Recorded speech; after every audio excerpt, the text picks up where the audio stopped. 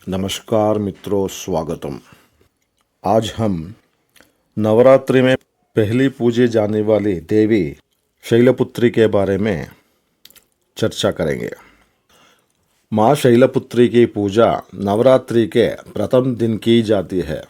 भारत में 9 दिनों तक प्रार्थना और उत्सव मनाया जाता है, जो देवी दुर्गा और राक्षस महिषासुर के बीच 9 दिनों के युद्ध का प्रतीक है। वह पर्वतों के देवता हिमालय की पुत्री थी। पार्वती के नाम से प्रसिद्ध उनके पति शिव और उनके 2 पुत्र हैं, कार्तिकेय और गणेश। माँ शैलपुत्री के जन्म की कथा को समझने के लिए आइए उनके एक पूर्व अवतार सती पर एक नज़र डालें। देवी सती महान राजा दक्ष प्रजापति की पुत्री थी। पौराणिक कथा के अनुसार दक्ष प्रजापति भगवान ब्रह्मा के पुत्रों में से एक थे।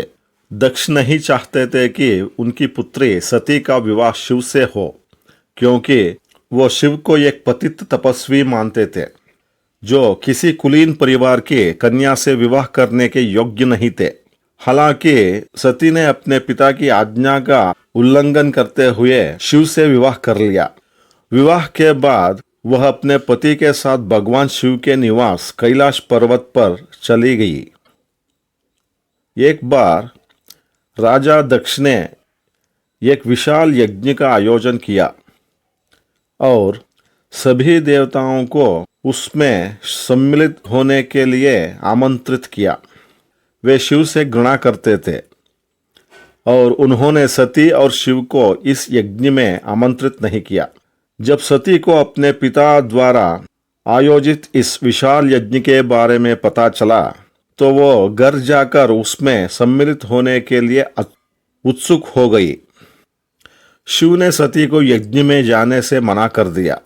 उन्होंने सती को समझाने की कोशिश की, क्योंकि उन्हें आमंत्रित नहीं किया गया था। इसलिए स्पष्ट है कि राजा उन्हें वहां नहीं चाहते थे। लेकिन सती अपने पति की सलाह को नजरअंदाज करके अकेले ही समारोह में चली गई। वहां उन्हें ऐसा लगा जैसे उन्हें कोई बुलावा ही नहीं है, क्योंकि उनके पिता राजा दक्ष सहित कोई भी रिश्तेदार उन्हें देखकर खुश नहीं हुआ। केवल उनकी माता प्रसूति ही अपनी पुत्री को देखकर प्रसन्न हुई और उन्हें गले लगा लिया। सती को अपने ही घर में अनादर का अनुभव होने पर बहुत दुख हुआ।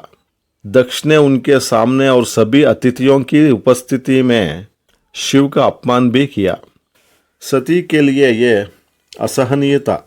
अत्यधिक दुख में उन्होंने पवित्र यज्ञ के लिए बनी वेदी पर यज्ञ के अग्नि में कूदकर आत्मदाह कर लिया। सती के आत्मदाह की खबर शिव तक पहुंची। क्रोधित होकर उन्होंने वीरभद्र नामक भयंकर रूप धारण किया और तुरंत दक्ष का नाश करने के लिए आगे बढ़े।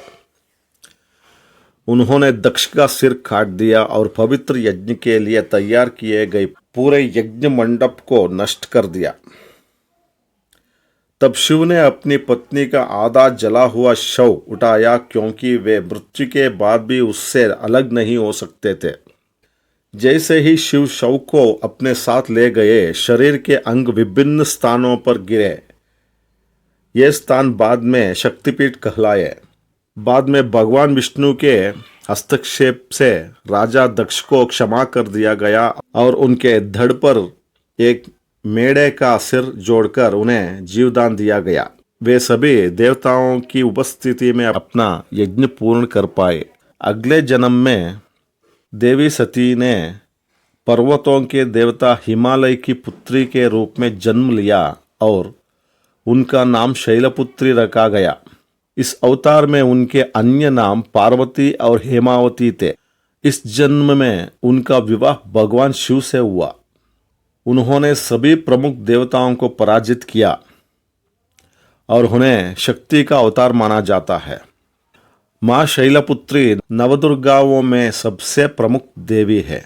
उनकी अनंत महिमा के कारण नवरात्रि के पहले दिन उनकी पूजा की जाती है।